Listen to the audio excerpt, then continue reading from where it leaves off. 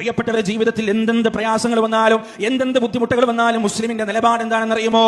ഖുൽ നബിയെ പറയുക, പഠിപ്പിച്ചു കൊടുക്കുക, ലൈ യുസീബനാ, ഞങ്ങളെ ബാധിക്കുകയില്ല, ഇല്ലാ മാ കതബല്ലാഹു ലനാ, അല്ലാഹു ഞങ്ങൾക്ക് എഴുതിയത് എന്താണോ അതിന്റെ അപ്പുറത്തേക്ക് ഞങ്ങളെ ഒന്നും ബാധിക്കുകയില്ല. ഹുവ മൗലാനാ, അവനാണ് ഞങ്ങളുടെ രക്ഷാധികാരി, ഞങ്ങളുടെ സുഖവും ദുഃഖവും നിർണയിക്കുന്നവനാണ്, ഞങ്ങളുടെ രക്ഷയും ശിക്ഷയും തീരുമാനിക്കുന്നവനാണ്. വഅലല്ലാഹി ഫതവക്കലൂ ഇൻ കുൻതും മുഅ്മിനീൻ, നിങ്ങൾ വിശ്വാസികളാണെങ്കിൽ അല്ലാഹുവിൽ ഭരമേൽപ്പിക്കുക എന്ന് പരിശുദ്ധ ഖുർആനിന്റെ വചനത്തിലൂടെ അല്ലാഹു നമുക്ക് പഠിപ്പിച്ചു തരികയാണ്.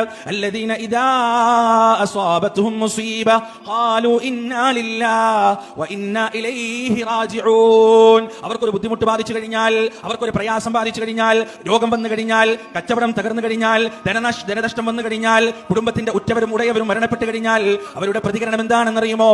ഇന്നാ ലില്ലാഹി, ഞങ്ങൾ അല്ലാഹുവിനുള്ളവരാണ്, വ ഇന്നാ ഇലൈഹി റാജിഊൻ,